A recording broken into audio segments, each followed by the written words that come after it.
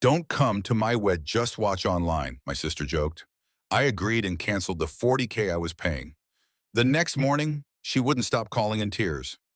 It was a Tuesday evening, just after 6:15 p.m. when I clicked confirm on a wire transfer for $50,000. That's right, 50 grand gone in 5 seconds flat. It was half the equity in my house, the one I'd worked years to own.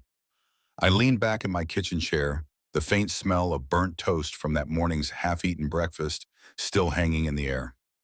My phone was on speaker, my mom's voice cutting through like it always did.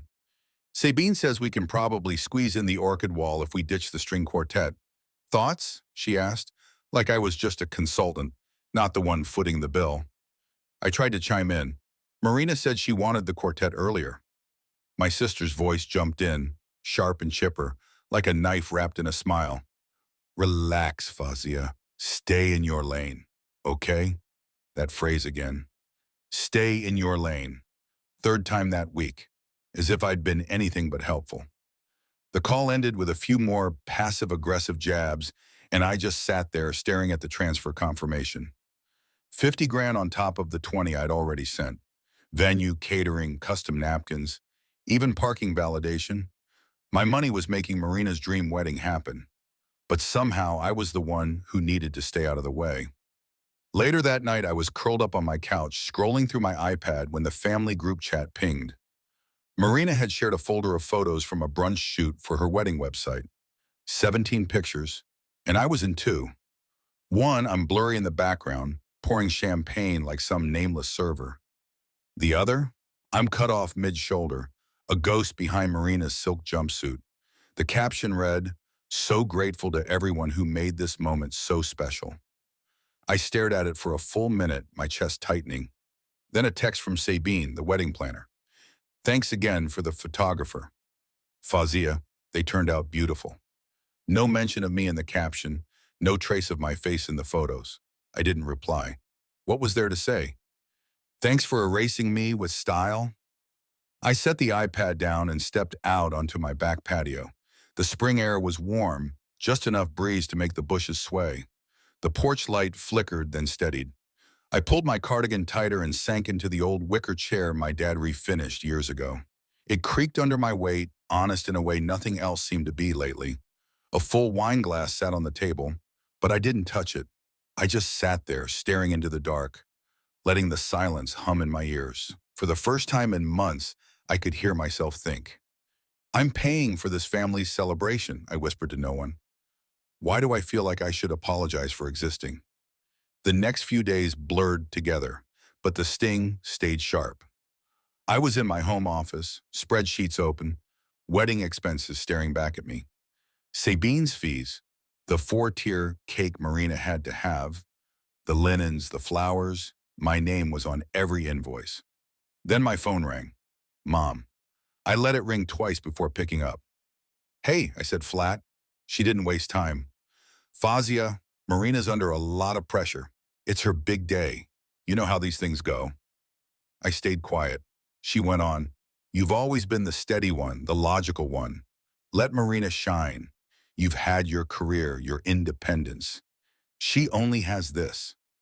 There it was, the same old script. I kept my voice even. You're saying I should step aside so she doesn't feel overshadowed? Mom sighed. Just don't make this about you. Don't ruin this for her. She hung up before I could respond. I stared at the phone, not shocked, just tired. Tired of being the one who smoothed things over, who paid the bills, who stayed quiet to keep the peace. Then came the email that broke me. Subject. Guest list finalized. No greeting, just Marina's words. After talking with Nathan and his family, we've decided to keep the ceremony very small. Given seating limits and some sensitivities, it'd be best if you attend virtually. We'll send a private link for the live stream. At the bottom, in italics, like a cruel afterthought, don't take this the wrong way. LOL. I read it twice, my stomach twisting. I'd been uninvited from my sister's wedding. Not just uninvited, relegated to a screen, like a stranger. Me, the one who'd paid for nearly everything. I typed a reply. Sure, enjoy your day. No punctuation, no emotion.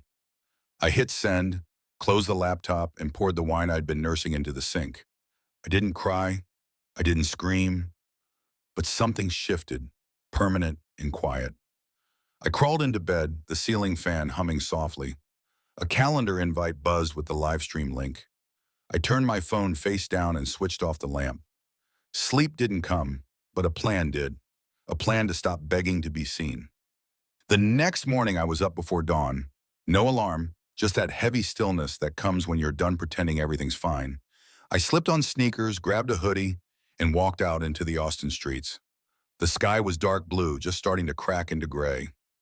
Sprinklers clicked, a trash bin rattled from last night's wind. I passed Mrs. Kepler's house, her rosemary bush scent hitting me like a memory. Marina once called the soup I brought her after surgery brown water with a superiority complex. I didn't laugh then, and I wasn't laughing now. I ended up at the neighborhood park, sitting on a damp bench under a busted light post. My spot, always. Memories flooded in, not loud, just steady. 6 years ago, I'd won a Rising Star Award at my firm. Big deal, right? I brought the plaque to Marina's place for dinner like a kid proud of a spelling test. Mom complimented the table runner. Marina asked if I could cover the dessert. No one mentioned the award. I told myself they didn't mean it, that they just didn't know how to show pride. But sitting on that bench, I was done making excuses. I pulled out my phone and found an old voicemail from Mom, saved from last winter. Fazia, you've always been the steady one. I'm proud of you, but I only have hope left in your sister. She's our last shot at a normal family. I'd cried the first 10 times I heard it, used it as fuel to push harder, to be okay with not being enough. This time I hit delete. The screen blinked and it was gone. So was the wait. The first break in the chain. The rehearsal dinner came a few days later. I showed up early in a simple dove gray dress, pearl studs, low heels. I didn't want attention, but I still wanted to belong. The valet took my car without a word. A sign in the lobby read, Marina and Nathan's rehearsal dinner, Grand Ballroom. Below it, a list of acknowledgments. Nathan's parents, friends, Sabine's planning team. My name? Nowhere. I read it twice, then stepped aside, pretending to fix my earring as Sabine breezed by. The ballroom looks incredible, she said. You really made this happen. I nodded, swallowing the irony. Inside, the room was stunning. Gold-rimmed glasses, handmade menus, tall centerpieces. My place card was at table 14, tucked by the staff hallway next to the restrooms. Bleach and citrus hit me every time the door swung open. My seatmate, a cousin I barely knew, asked, You're the sister, right? Like I might be the caterer. Across the room, Marina glowed under the lights, arm in arm with Nathan, cameras flashing. I wasn't in the shot. I ate a few bites of salad, sipped water, and left early. No one noticed. Driving home, I didn't turn on the radio. I parked and sat in the car, fingers curled around the steering wheel. I started typing a text to Marina. Hey, I noticed I wasn't credited anywhere and my seat was by the restroom. I deleted it. Tried again. Are we okay? Deleted that too. My reflection in the phone looked tired. Tired of writing polite sentences to people who didn't care. The next day, I met my friend Noreen for iced tea at a cafe near Barton Springs. She didn't need to perform for me, and I didn't need to for her. Over sweating glasses, she hesitated, then said, Marina laughed last week and said, as long as my sister keeps paying, we're golden. Her exact words. I didn't flinch. She's not wrong, I said. Not yet. Noreen shook her head. You're not a wallet, Fazia. I didn't answer, just sip at my tea, the condensation pooling like a slow leak. That night, Instagram betrayed me again. Marina's story showed her holding a necklace I'd commissioned, a redesign of Nana's pendant. My future mother-in-law knew exactly what I wanted, she said, eyes damp.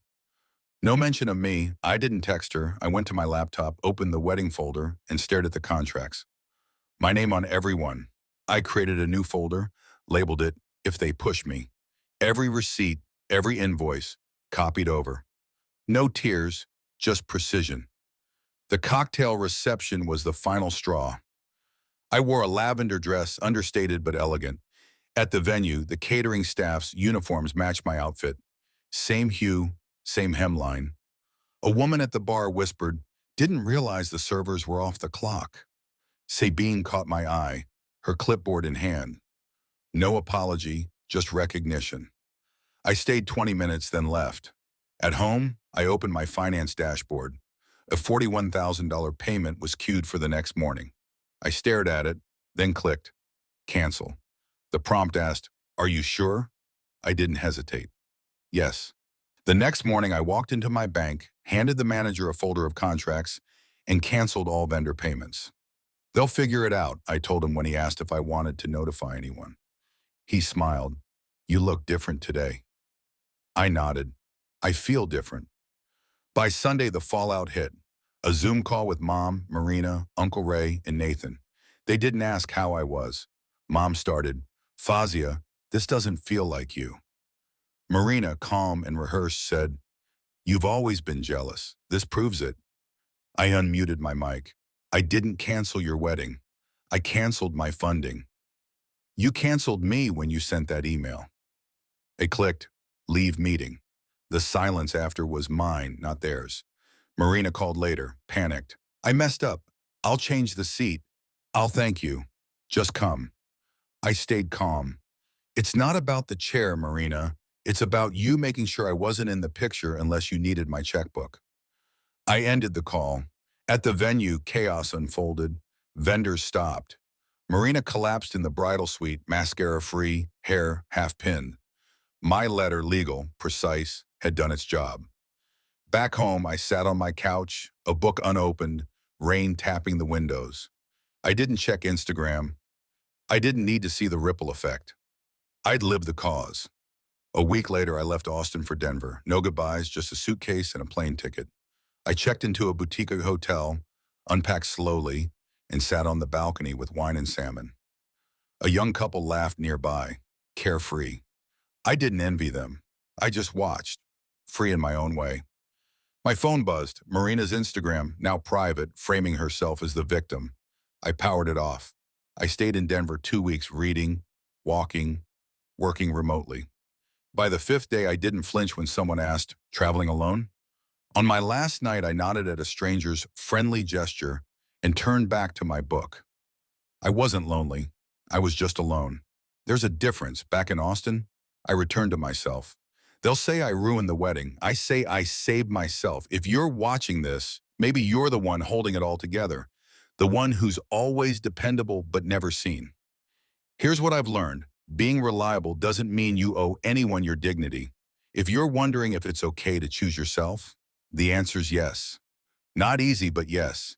Have you ever felt invisible to the people who should see you most? Ever had to walk away to save yourself? Drop it in the comments. I want to hear your story. If this resonated, leave a 1 below or tell me where you're watching from. If it didn't, that's okay too. Let me know why, and let's talk. Subscribe if you want more real, raw stories like this. Thanks for being here. Until next time, be kind to yourself. You matter.